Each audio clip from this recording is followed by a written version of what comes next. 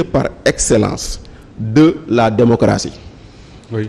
Le débat parlementaire. Donc, etc. Tey jii nii quand on dénonce cette assemblée nu mu bindoo. C'est parce que c'est la qualité de la représentation. C'est la qualité du choix. Mais bu fekkente ne Bachir ou Moustapha Diop Mame Birame jàpp nañ ni suñu yoon nekku si. mais effectivement di nga tànn koo xam ne kii nii xëy na bu la représenter après tu nga am sur le métier. Donc loolu aussi nañ ko xoolaat ñu xam ni effectivement. loolu bokk na si loo tax on a fait des choix audacieux dans. La représentation en mettant l'accent effectivement sur la jeunesse en disant que 65% de cette population est jeune, donc forcément on doit investir. Alors Ousseynou Ly sans faire de campagne parce que campagne bi tijjeegul même si ña ngay enregistrer discours yu njëkk yi temps d'antenne yu njëkk yi une assemblée contrôlée par Yewwi Askan Wi lan lay doon lan ngeen di teg ci loxo Sénégalais yi. waaw juste dire que ni ñun li nga xam ne mooy suñu gis-gis ak suñu doxalin ci assemblée. dinañ ko présenter ci biir campagne électorale bi ça c'est sûr. Bien sûr. Mais déjà préciser. Bachir li mu wax ne avoir une majorité à l'Assemblée. n'oblige pas le président. mu tànn premier ministre biir mais dafa am loo xam dama ko koy fàttali. Même si on est dans un régime présidentiel. Dans un régime présidentiel on suppose que deux choses s'accommodent.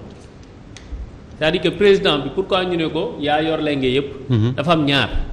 dafa am légalité ak légitimité mais mënoo perte légitimité yaakaar ni di nga gouverner ci jàmm. tey jii si le président perd la légitimité mais demeure président de la République genre désaveu lay doon. jóge ci population mais nan lay mën a defati loo xamante ni dina saf askanam te représentation bi symbolique mooy Assemblée nationale donc logique pour logique même si nous sommes dans un régime présidentiel. Mais si le président perd sa légitimité mais demeure président c'est-à-dire la légalité demeure. lii gën bu fekkee ni am na intention continuer liggéey ci réew mi wala bëgg na réew mi dox mooy mu jël ñi nga xam ni ñoo am légitimité bi.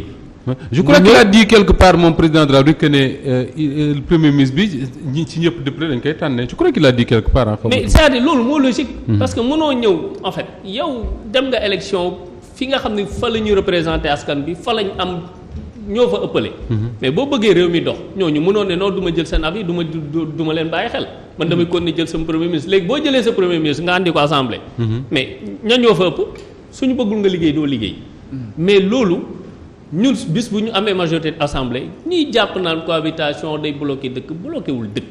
ci nga fii képp ku ko fi wax c'est parce que. non man waxuma day bloqué dëkk de. waaw d'accord na leer. non dama son li ma la doon leeral pour li nga wax. non li nga doon leeral cohabitation bi du ko réew. voilà cohabitation bi ñi koy wax mooy waaw cohabitation ñi koy wax mooy ñi nga xam ni maanaam jàpp xam nga dafa am ñu dénk réew mi pendant des années. jox leen alalu réew mi ñu noos ci focc ba seen xol sedd donc boo tuddee cohabitation. ñu xam ne opposition bés bu amee majorité biir assemblée mën nañ càmbar lijjanti ni ñu yore woon liñ leen dénk moo tax ñuy wër di tiital nit ñi naan nañ cohabitation day bloqué dëkk mais ku liggéey waroo am doute wala tiitaange ji opposition bu majoritaire assemblée nationale ñëw saytu sama liggéey du ci gis loo xamante ni jaarul yoon donc li ñuy wax ni yëpp ay tiitalaate la gis nga xam nga réew dañ koy réguler et les pouvoirs li ñu dese. il faut mu am pouvoir bu nekk am fu koy mais xam nga sànq fii nii maam Birame mu ngi koy wax bu ñu demee ba ñun ci tension politique dañuy jékki-jékki ne c'est le dégel voulu par le président de la République c'est-à-dire que mooy tënk assemblée nationale mooy tënk justice mais kon amatul équilibre léegi nag fi réew mi toll nii comme jox nañ ko koo xam ne pendant 10 ans daf ci jàpp di tëj di toppaate di leb fo ci xaalisu sénégalais yi mais jot na nag ñoo am équilibre.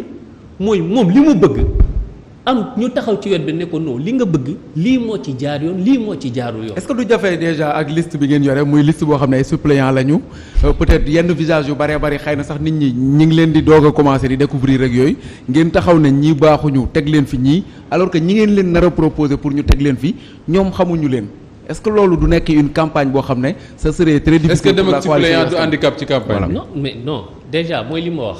boo naree jël nit ba tabb ko ci liste xam nga sànq ni wax naa ko sama wax ba pare rectifier ne responsable yi ñoo nekk ci kii après ma ne non c'est pas parce que sax nit nekkoo ci titulaire que tu n'es pas responsable. Moi j'ai vu ci liste suppléants yi ñoo xamante ni man gëm naa ni la ñuy xaar ci ñoom mën nañ ko def. yow mi bokk ci biir mais ki ci bokkul lay wax. maanaam campagne bi est-ce que tey ngir nga taxaw jàkkaarloog benn Issa wala benn Mame Birame Wathie wax ak moom ci liste boo xam ne ñam ca gis moom. ñu ci bëree bëri xamul. Issa on peut poser la question de manière très simple kay kan mooy conduire campagne Yewwi.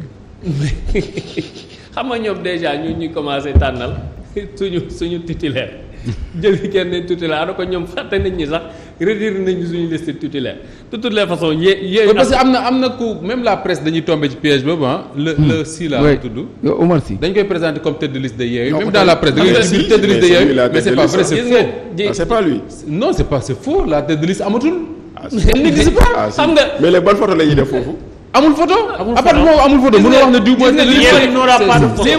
mais c'est ça l'incongruité d'avoir validé ça mooy lu ñuy wax ñun exactement mais c'est une incongruité que de dire que c'est la tête de liste en fait gis nga scénario bi li am ci élection yi nii niñ ci demee nii sincèrement man je trouve que d'ici 10 ans ou 15 ans bu ñu koy nettali suñu ay doom dañuy ree parce que kenn mësul gis lii en fait. nettali ko suñu sëriñ ñu naan ndekete suñu non te li ñu ci dugal du dong lu dul koo xamante ni xam nañ ñii buñ demee mu bëri problème mu ne ma waa ji daggal ma fii mais ce qui compte. rapidement en fait de compte waxtu jeex na ce qui compte moo di. li ñuy wax ak askanu Sénégal te ñu koy dégg. ji nga fii on considère que à l'heure actuelle man mii bokkul ci liste yi sax je suis investi parce que benn mission la ñu am mooy wax ak askanu Sénégal xamal leen enjeu élection yi ñu jëm. d'accord. alors Sidi Bara yow du ma la laaj sax ban assemblée ngeen di parce que yéen wane ngeen li ngeen mën législature 12e 13e gis nañ li Benno man mais est-ce que yaakaar nga ne comme dit Bachir mën nañu am une autre assemblée une assemblée de rupture ak liste yi nga xam ne je parle pas de Benno les 8 coalitions yi nga xam ne ñoo fi présenté wu. waaw damay rebondir ci li wax avant may dugg foofu parce que dégg naa ko léegi mu ni. ba rebondir bi tamit. waxaat jom mu toog ci liste bi. sama waxtu bi dafa jeex takk. ñoom allez-y waaw ma koy rappeler te ba léegi nangu cee wax ni c'est Ousmane Sonko ci boppam moo njëkk a invalidé seen liste. non c'est pas vrai. en 10 ans ci poste bi. c'est pas vrai am na ay erreur bu ñu def boo xamante ni tout le travail abattu. naax saay benn. deuxièmement li muy wax naan mosuñu koo gis. en 2014 dama ko koy rappeler. à Fandène la liste. élection locale. c'est des locales. locale ak législative. sauf que mais baal ma tuuti si côté boobu noonu. au local on a 4 listes on n'a pas 2 listes. oui ma d'accord 4 listes waaw.